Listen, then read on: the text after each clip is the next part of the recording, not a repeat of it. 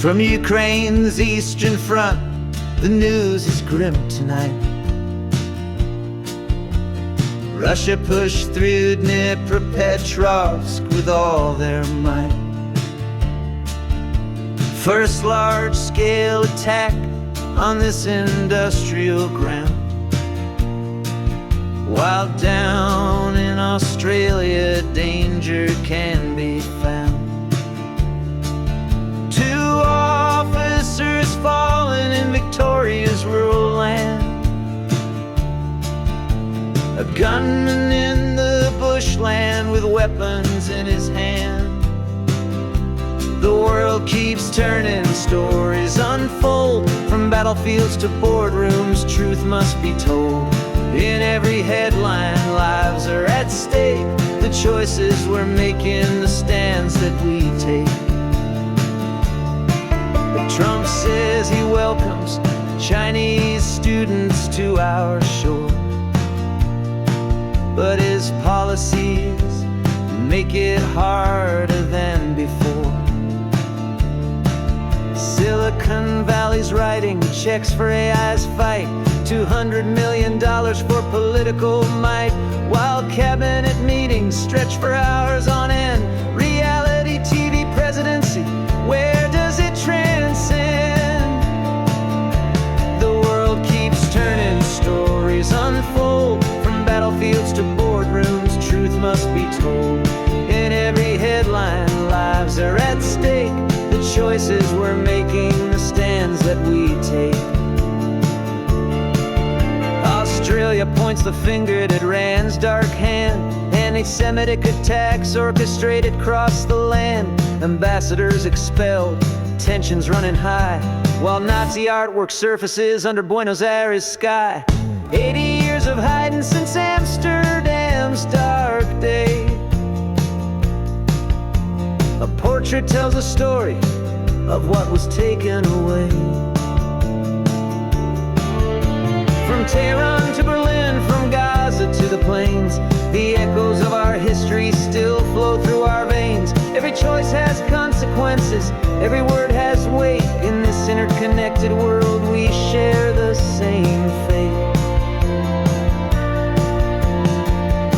So we keep on listening, keep on asking why. In a world of endless stories beneath the same sky.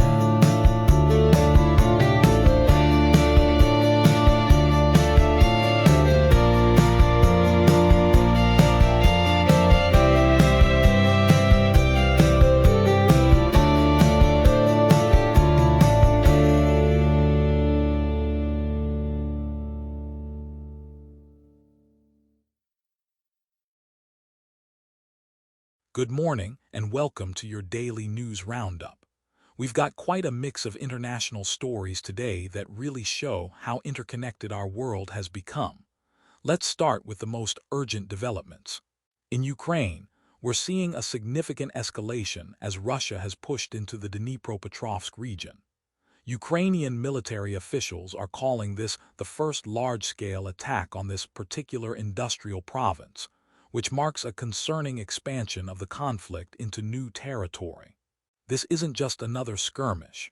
This represents a strategic shift that could have major implications for the war's trajectory. Meanwhile, closer to home for our Australian listeners, there's a manhunt underway in Victoria State after two police officers were shot and killed in what authorities are describing as an attack by a heavily armed individual who then fled into the bush. It's a stark reminder that violence can erupt anywhere, even in rural communities that typically feel safe from such incidents. Switching gears to politics, we've got some fascinating contradictions coming out of Washington. President Trump has been making public statements praising Chinese students and saying he welcomes them to American universities. But here's the thing. His administration's actual policies are making it significantly more difficult for Chinese students to get visas and study in the United States. It's one of those classic examples of rhetoric not matching reality, and it's creating real confusion for educational institutions and prospective students alike. Speaking of money and politics, Silicon Valley is flexing its financial muscles in a big way. We're seeing an unprecedented $200 million being pledged to new super PACs that are specifically focused on promoting artificial intelligence interests. This represents a new level of political engagement from tech giants like Meta and major investors such as Andreessen Horowitz. It's a clear sign that the tech industry sees AI policy as crucial to their future success, and they're willing to spend big to influence it. Now, here's a story that really caught my attention. Australia has made the dramatic decision to expel Iran's ambassador after their security agencies determined that Tehran orchestrated at least 2 antisemitic arson attacks on Australian soil. Prime Minister Anthony Albanese didn't mince words about this, and Iran has said they're weighing their response. This kind of direct diplomatic action over what appears to be state-sponsored terrorism on foreign soil is pretty serious stuff. It shows how global tensions are playing out in unexpected places.